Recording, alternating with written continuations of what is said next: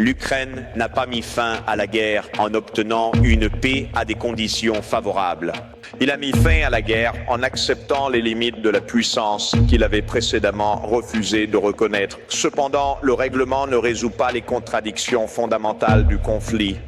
Cela ne fait que les figer dans des conditions bien pires que celles auxquelles l'Ukraine était confrontée avant le début de la guerre. Voici un discours très intéressant, qu'il me fallait partager avec vous. Je pense qu'il sera essentiel de vous entendre parler à la fin de cette vidéo, ou peut-être même pendant que la vidéo se déroule. Faire une pause et écrire ce que vous pensez pour ne pas oublier. Suivant.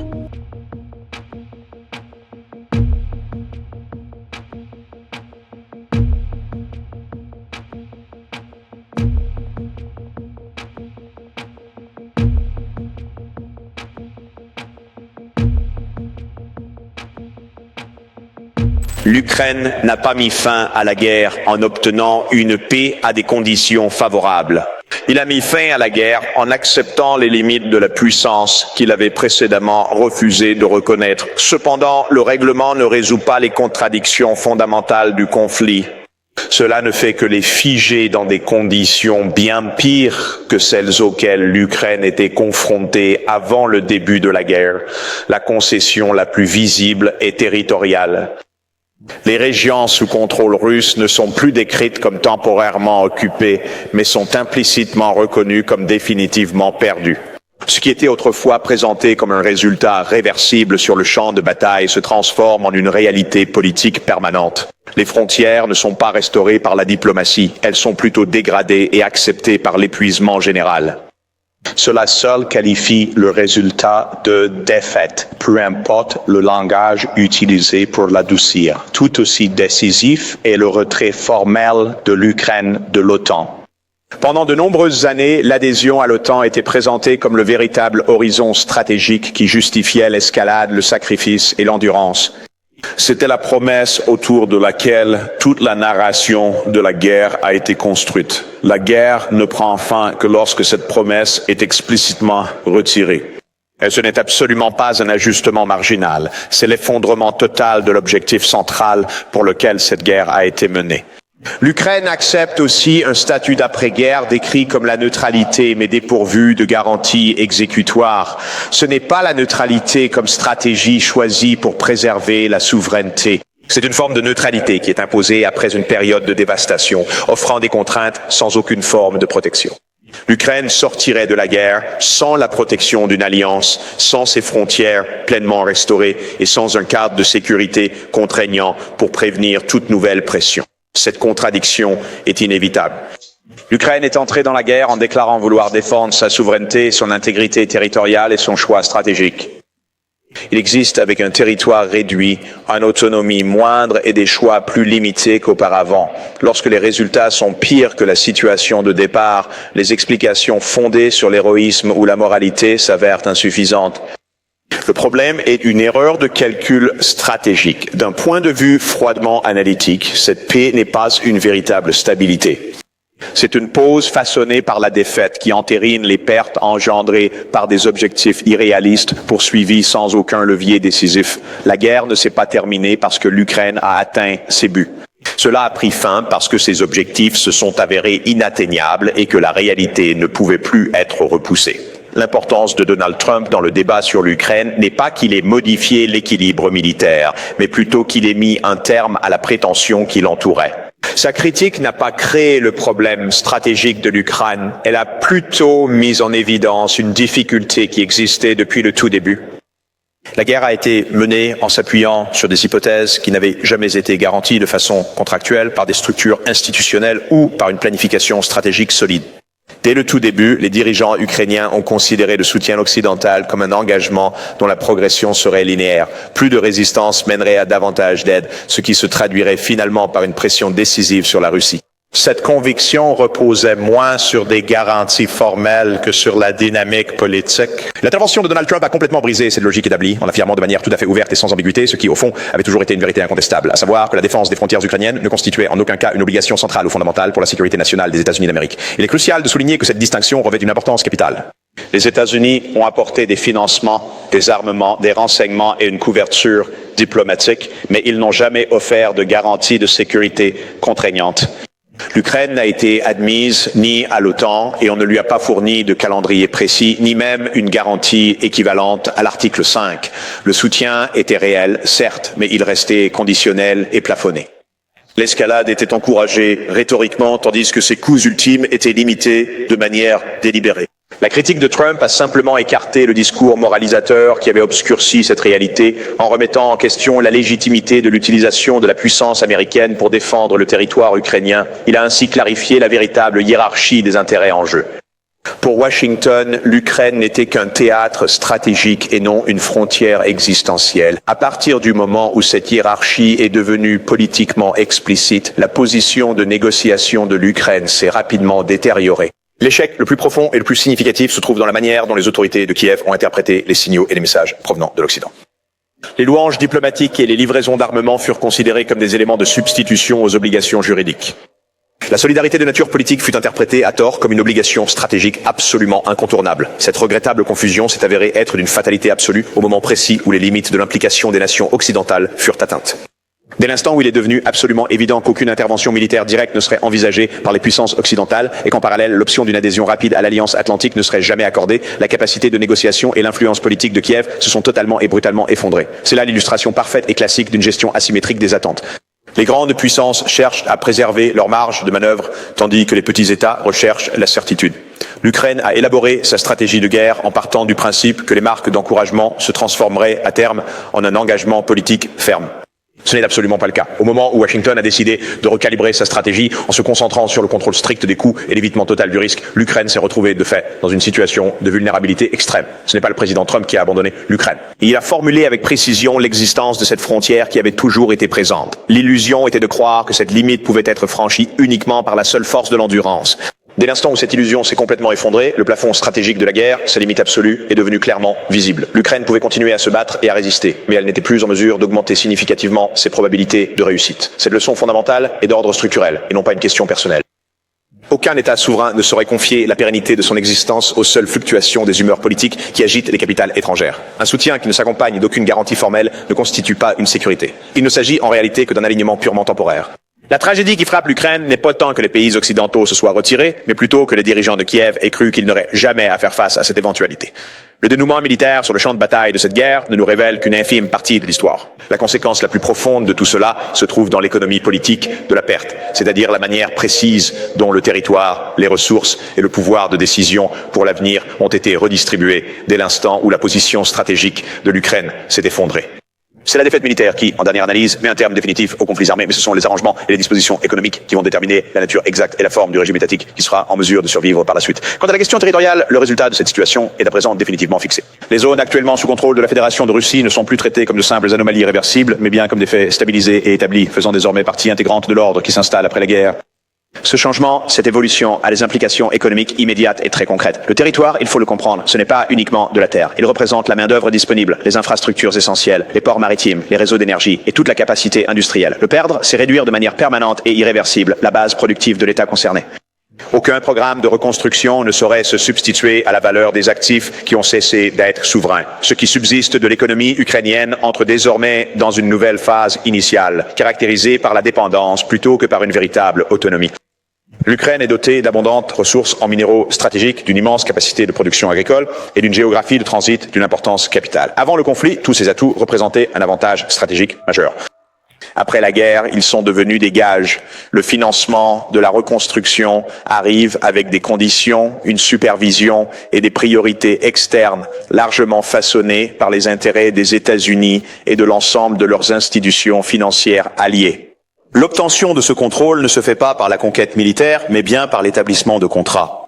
Les mécanismes d'encadrement des investissements de la dette, les exigences impérieuses de privatisation des actifs publics et l'harmonisation des cadres réglementaires délocalisent progressivement le pouvoir de décision économique loin des autorités centrales de Kiev. Bien que la souveraineté juridique et légale demeure formellement intacte, la souveraineté politique effective se trouve progressivement érodée.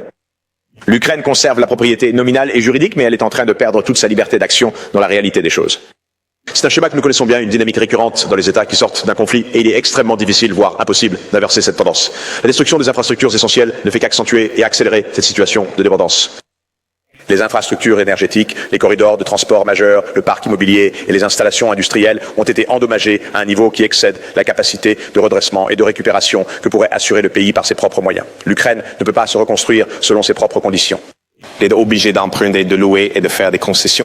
La reconstruction devient essentiellement un processus visant à administrer les intérêts des acteurs externes au lieu de se concentrer sur le rétablissement de l'autorité et du contrôle national. D'un point de vue analytique, tel que l'expose Jeffrey Sachs, c'est précisément à ce moment que la défaite s'installe de manière définitive et durable. Les États peuvent se remettre des pertes subies lors des combats sur le champ de bataille, mais ils ont beaucoup plus de mal à se rétablir d'une subordination économique qui est profondément structurelle. Dès lors que le modèle de croissance d'une nation, ses priorités en matière d'investissement et son espace budgétaire sont soumis à des contraintes externes, les perspectives de développement à long terme se trouvent considérablement et brutalement réduites. Le conflit a par conséquent engendré une double perte. L'Ukraine a subi une double perte, celle de son territoire au profit de la Russie et celle de son autonomie face à ses créanciers et à ses sponsors. L'une de ces pertes est visible sur les cartes. L'autre est intrinsèquement lié et solidement intégré au bilan comptable, aux dispositions contractuelles et aux dispositifs de gouvernance. Ce sont ces mécanismes qui, inéluctablement, vont déterminer et circonscrire l'éventail des choix politiques pour les prochaines décennies. La conclusion qui s'impose est dénuée de tout sentimentalisme. La souveraineté ne peut pas être préservée uniquement par le biais de simples symboles. Elle est préservée par l'exercice d'un contrôle absolu sur les ressources foncières, les ressources naturelles et l'orientation économique de la nation.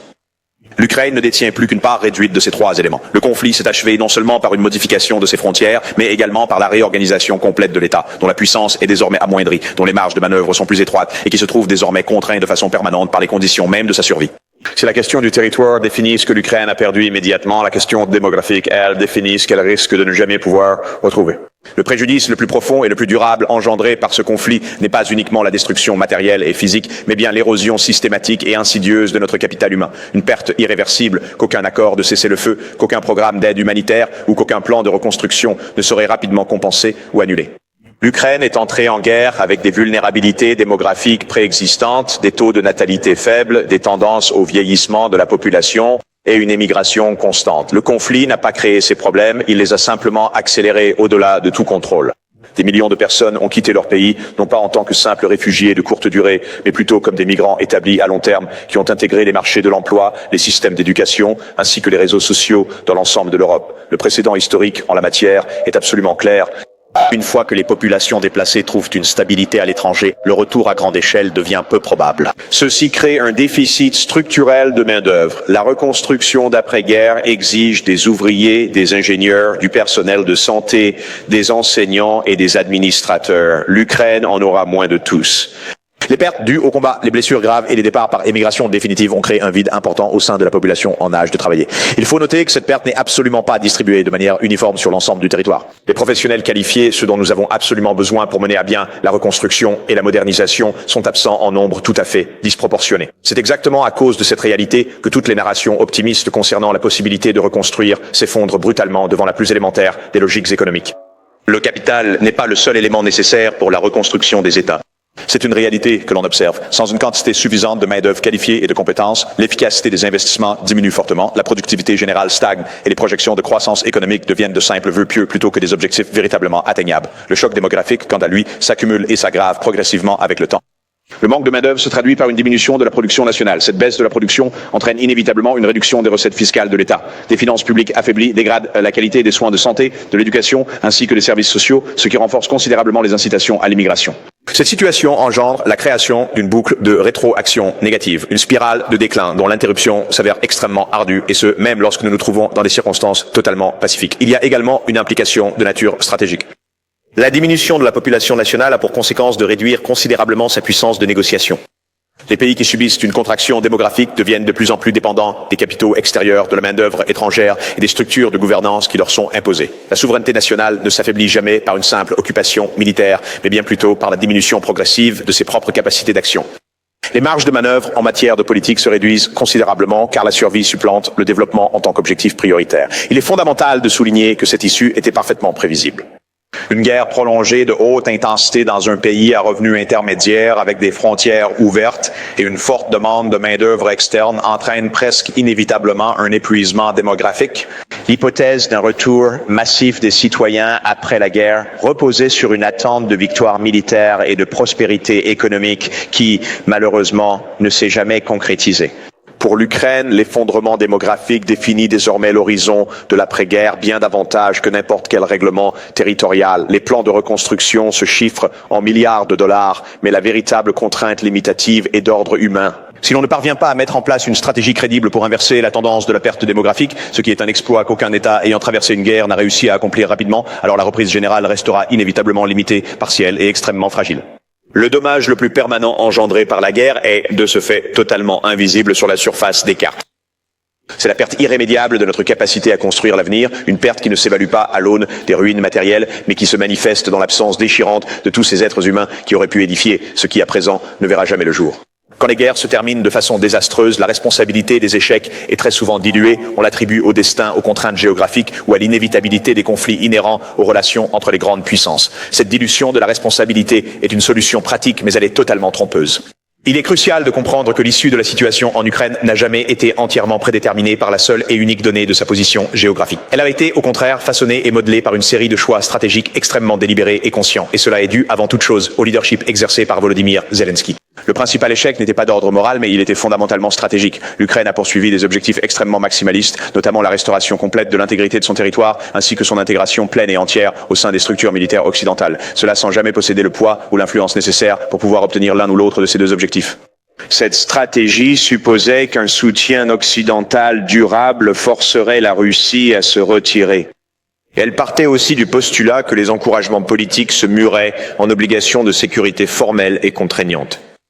Ces deux hypothèses initiales se sont révélées de manière catégorique complètement fausses. La neutralité n'était pas, comme on l'imaginait, une simple et vague abstraction purement théorique. Il s'agissait d'une possibilité tout à fait viable, une véritable option durant les périodes cruciales d'ouverture diplomatique, et plus spécifiquement avant que la situation de guerre n'escalade et ne se transforme en un conflit armé prolongé et de très haute intensité. Une Ukraine dont la neutralité serait formellement établie et reconnue, dotée de moyens d'armement suffisants pour assurer son autodéfense, économiquement intégrée à la fois avec la Russie et avec l'Union européenne, et qui serait protégée par des garanties de sécurité reconnues au niveau international, aurait pu préserver l'intégrité territoriale, la stabilité démographique, ainsi que l'autonomie économique complète. Ceci n'aurait en aucun cas représenté une capitulation. Il se serait agi d'une stratégie d'équilibrage des forces, historiquement adoptée par les États qui se retrouvent positionnés entre des centres de pouvoir rivaux et concurrents. Au lieu de cela, la neutralité a été immédiatement et catégoriquement rejetée, considérée comme une preuve de faiblesse. L'alignement géopolitique fut érigé en véritable principe directeur, même en dépit de l'absence totale de garanties formelles. L'Ukraine a fait le choix de la confrontation, se retrouvant ainsi sans aucune protection, et a opté pour l'alignement sans pour autant obtenir une adhésion pleine et entière. Dès l'instant où cette direction a été choisie et adoptée, toute possibilité de revirement politique s'est trouvée pratiquement anéantie. Le simple fait d'évoquer une désescalade des tensions était immédiatement interprété comme un acte de trahison, et ce, même si les coûts financiers et humains ne cessaient de s'accumuler, tandis que la limite stratégique de l'opération devenait de plus en plus évidente. L'abnégation manifeste à établir une distinction claire entre ce qui relève de l'aspiration et ce qui relève de la durabilité. Les aspirations reflètent le désir profond de la nation. La stratégie que nous choisissons d'adopter doit nécessairement intégrer les contraintes structurelles qui s'imposent à nous. L'Ukraine a élevé l'aspiration au rang de doctrine, considérant systématiquement la notion de contrainte comme une manifestation de défaitisme. Le résultat fut l'éclatement d'une guerre menée pour la défense de choix qui n'avaient jamais été sécurisés par des engagements formellement exécutoires. La responsabilité, par conséquent, ne saurait être attribuée de manière exclusive à des acteurs externes qui ont agi uniquement en fonction de leurs propres intérêts. Les grandes puissances ont su préserver leur flexibilité, comme elles le font toujours. L'erreur fondamentale et déterminante a consisté à penser que la seule rhétorique serait capable de remplacer de véritables garanties et que la persévérance, à elle seule, suffirait à surmonter n'importe quel déséquilibre. L'ultime ironie de cette situation est d'une clarté et d'une amertume saisissantes. L'Ukraine met fin à cette guerre avec des conséquences et des résultats qu'une simple neutralité aurait pu potentiellement éviter. Pas d'adhésion à l'OTAN, un territoire considérablement réduit, une autonomie fortement limitée et contrainte, mais seulement après des pertes absolument catastrophiques. La paix arrive, mais elle est payée au prix le plus élevé, le prix le plus terrible et le plus douloureux possible. La leçon que l'on doit en tirer est qu'elle est sans aucun sentiment. Les États qui ignorent leur environnement stratégique ne le transcendent pas. Ils entrent en collision avec lui. La tragédie de l'Ukraine n'est pas que la neutralité lui ait été imposée à la fin, mais qu'elle ait été rejetée au début, alors qu'elle aurait encore pu préserver la nation intacte. Encore une fois, faites-moi savoir ce que vous en pensez. Je pense que c'est très intéressant comme discussion. God bless.